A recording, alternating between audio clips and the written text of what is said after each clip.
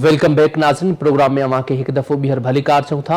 पाण ॻाल्हि ॿोल करे रहिया हुआसीं सियासी सूरत हाल जे हवाले सां ऐं ख़ासि तौर ते जेके सेनेट जूं चूंडूं आहिनि या उनखां अलावा वफ़ाक़ी लेवल ते जेको ही अपोज़िशन पार्टियूं जेके आहिनि उनमें सिंध ऐं बलूचिस्तान जूं जेके अपोज़िशन पार्टियूं उनमें शामिल आहिनि, ख़ासि तौर ते कॉम्प्रेस पार्टियूं शामिल आहिनि। उन्हनि हिकिड़ो इजलास कयो आहे, उन गॾियल तहरीक जो ऐलान करे छॾियो आहे। उन हवाले सां पाण ॻाल्हि ॿोल कंदासीं। पाण खे प्रोग्राम में जॉइन कयो आहे सीनियर सहाफ़ी, सीनियर तजज़िया शाहीन कुरैशी साहब।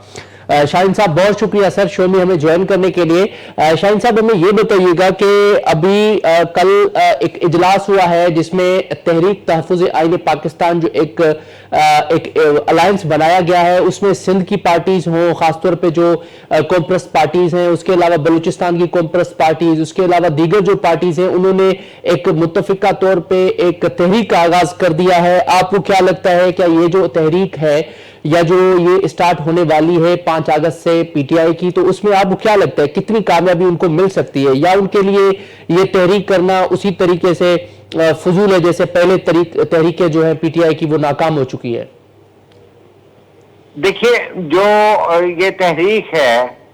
ये अवाम के मुतालबात, अवाम के मसाइल,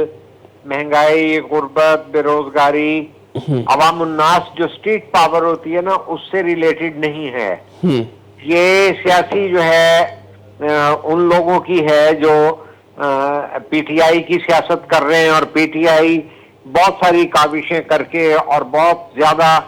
जो है क्रीज से बाहर निकल के और जो है उधर इस्लामाबाद पे चढ़ाइयों के कई नाकाम मंसूबे और उनमें खूनरेजी भी हुई और बहुत ज्यादा हंगामे भी हुए,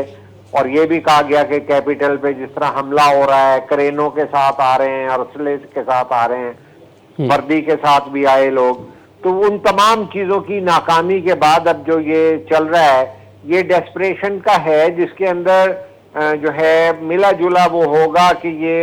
अचकजई साहब या और लोग जो हैं बलूचिस्तान से या इधर से सिंध वाले लोग ये शामिल होंगे, तो वो क्या करेंगे। अवाम उन्नास की तो शमूलियत है नहीं। अब आप देखिए कि खैबर पख्तूनख्वा में बारिशों ने, गिलगित बल्तिस्तान में बारिशों ने, अब पंजाब, पिंडी, जेलम सारा रीजन डूबा हुआ है, और उसके बाद आप आएंगे तो जनूबी पंजाब के इलाके और सिंध की तरफ भी ये पानी के रेले जो हैं बढ़ रहे हैं। तो ऐसी सूरत हाल में अवाम का कोई एजेंडा होता है तो अवाम की सपोर्ट हो, कोई जमहूरियत का मामला जब 85 में होता था तो उस वक्त मार्शल लॉ होता था, उसके बाद अगर कभी होता है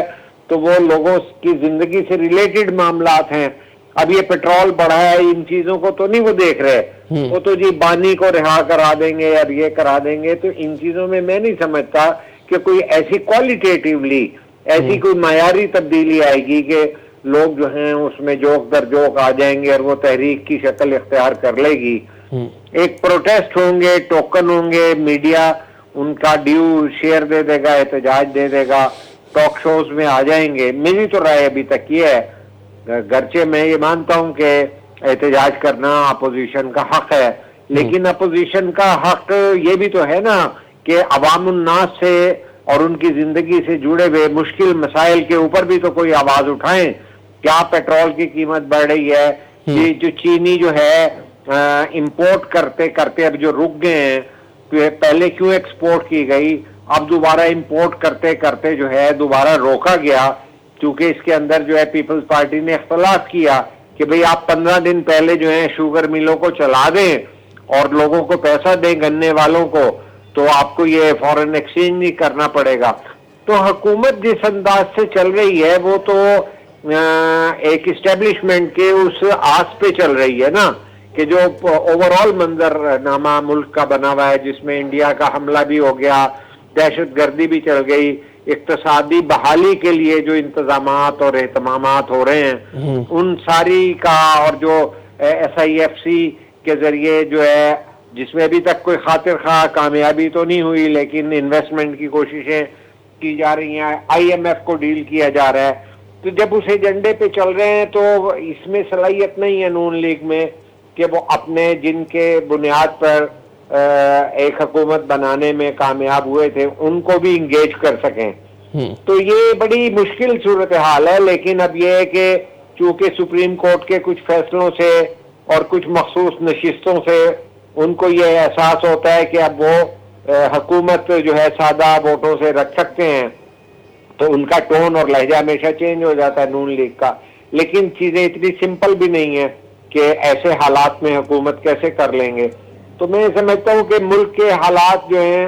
وہ سیاسی طور پر سٹیبل اور استحکام کے نہیں. اچھا شاہین صاحب, آپ کو کیا لگتا ہے کہ یہ جو پی ٹی آئی ہے ان کے اندر ایک تو 3-4 دھڑے موجود ہیں, اس میں تو کوئی شک نہیں ہے. علی امین گنڈا پور صاحب دوسری بات کرتے ہیں تو ان کی پی ٹی آئی کی قیادت دوسری بات کرتی ہے, وہ تو ہے, لیکن اس کے ساتھ ان کی پراپر گائیڈ لائن نہیں ہے, ان کو پراپر ایک میکینزم کا پتہ نہیں ہے. کیونکہ آپ دیکھیں اس صورتحال میں جہاں پہ اربن فلڈنگ کے خدشات ہیں, پورے ملک میں جو ہے وہ برساتیں چل رہی ہیں, ہر طرف حادثات ہو رہے ہیں, اب اس معاملے پہ تحریک اور تحریک کا مقصد صرف بانی کی رہائی ہو, تو یہ تو تحریک کا پھر اس کا کیا پرپس ہو سکتا ہے؟ کیونکہ تحریک بھی تو کسی عظیم ظاہر کسی مقاصد کے لیے ہوتی ہے. ہاں, بڑے مقصد کے لیے ہوتی ہے. میں نے بتایا نا 85 میں جمہوریت کی بحالی کا تھا ایک ایجنڈا, تو سنگل پوائنٹ پہ ایم آر ڈی بن گئی, پھر اے آر ڈی بن جاتی ہے اگر مشرف آ جاتا ہے. لیکن یہ تو کوئی نظر نہیں آ رہا. دوسرے نمبر پہ آپ یہ دیکھیے کہ جو ہے یہ بے نقاب ہو رہا ہے سارا کچھ سسٹم. جو یہ کنگز پارٹیاں بنی, جس طرح نون لیگ کو ایک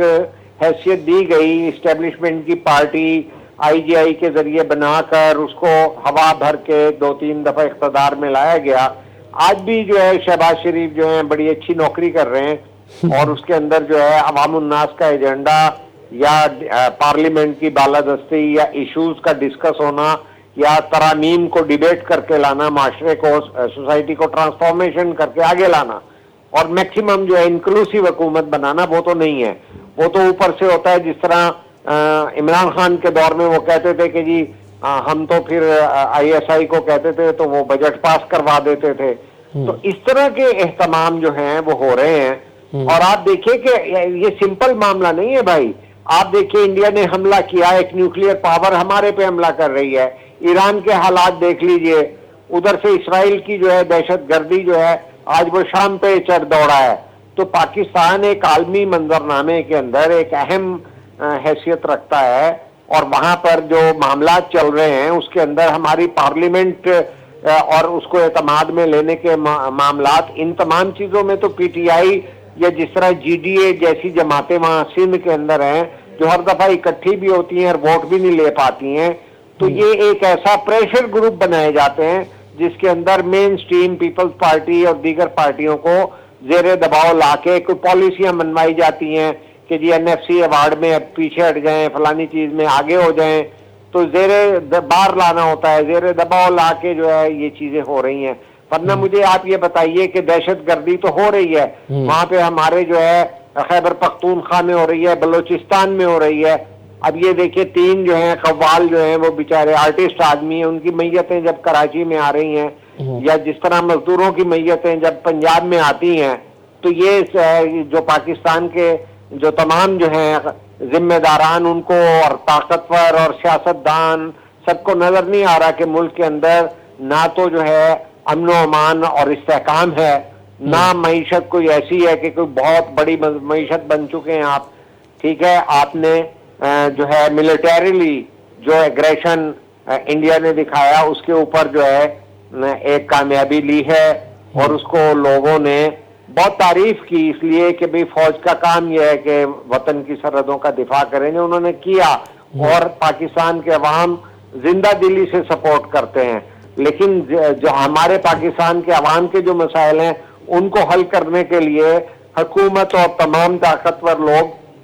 کون سی پالیسی کو لے کے آگے چلنا چاہتے ہیں. عوام کو بھی تو ان ریٹرن کچھ دینا ہے کہ یہی چلتا ہے. اچھا شاہین صاحب, آخر میں یہ ہمیں بتائیے گا, یہی نون لیگ کی گورنمنٹ جو ہے یہی کہتی تھی کہ اگر 150 روپے پیٹرول, جب 150 روپے پیٹرول تھا یا ڈیزل کی پرائس تھی بہت کم تھی اس ٹائم, تو اس وقت یہ کہا کرتے تھے کہ جب پیٹرول اور ڈیزل کی قیمت بڑھائی جائے تو یہ سمجھے کہ وزیر اعظم چور ہے. اب وہی حکومت ہے, اب انہی لوگوں کی حکومت ہے, وہ چاہے پنجاب کی سی ایم صاحبہ ہو یا شہباز شریف صاحب ہو, جو خود دوسروں پہ تنقید کرتے تھے، لیکن اب وہ خود پرائسز ہو، مہنگائی ہو، دن بدن بڑھاتے جا رہے ہیں، جو کہ عالمی مارکیٹ میں آئل کی جو پرائسز ہے وہ اتنی زیادہ نہیں ہے، لیکن اس کے باوجود یہاں پہ بڑھتی جا رہی ہے۔ بڑھ رہی ہے، درست کا اس لیے کہ دیکھیے بات یہ ہے کہ نہ تو ٹیکس کلیکشن ہو رہی ہے، نہ جو ہے نون لیگ جو تاجروں کی بنیادی طور پہ جماعت ہے وہ ان کو ٹیکس نیٹ میں لانے کے لیے آمادہ ہے، اور جب وہ آپ انکم کو بڑھائیں گے نہیں کسی طریقے سے، خاص طور پہ کہ اب آپ سیلریڈ لوگوں سے یا دیگر چیزوں ہی سے پیسے نکال کے آئی ایم ایف کی قسطیں بھی دیں گے اور سارے اخراجات بھی چلائیں گے اور خرچے کم بھی نہیں کریں گے۔ یہاں جو پنجاب میں ہو رہا ہے وہ سارا کاسمیٹک ہو رہا ہے، تقریبات ہوتی ہیں، ایئر کنڈیشن سیٹ لگے ہوتے ہیں اور ان کی پذیرائی ہو رہی ہے، میڈیا جو ہے اسے اوبلائج کیا جا رہا ہے، میڈیا لہذا خاموش ہے، میڈیا اس طرح چیزوں کو ہائی لائٹ نہیں کر رہا جس طرح کے کرنے کا حق ہوتا ہے۔ کہ میں یہ سمجھتا ہوں کہ چاہے سندھ میں ہو چاہے پنجاب میں ہو، اگر وہاں مکان گرتا ہے اور اس کے نیچے لوگ آتے ہیں، عوام کی بات کرنی چاہیے، انصاف کی بات کرنی چاہیے، معروضی بات کرنی چاہیے۔ لیکن کیا یہاں پہ لا اینڈ آرڈر پنجاب میں بہتر ہے؟ کیا یہاں پہ جو ہے شہر کے شہر گھروں میں پانی داخل نہیں ہوا ہوا؟ لیکن اب یہ میڈیا پہ ڈیپینڈ کرتا ہے کہ وہ 150 کے بعد تو پیٹرول پہلے کرپٹ وزیر اعظم ہوتا تھا، اب نیک وزیر اعظم ہوتا ہے، تو کیا کر لیں گے ہم؟ ٹھیک ہے سر، بہت شکریہ شاہین قریشی صاحب ہمیں شو میں جوائن کرنے کے لیے۔ ناظرین اسانے پینل چی گال بول بدھی تفصیلی طور تے سیاسی صورتحال دے پان گال بول کئی سو پروگرام جو کو وقت ہے پنی پنانی تو پہنچے، مکھے ڈیندا اجازت، اللہ نگہبان۔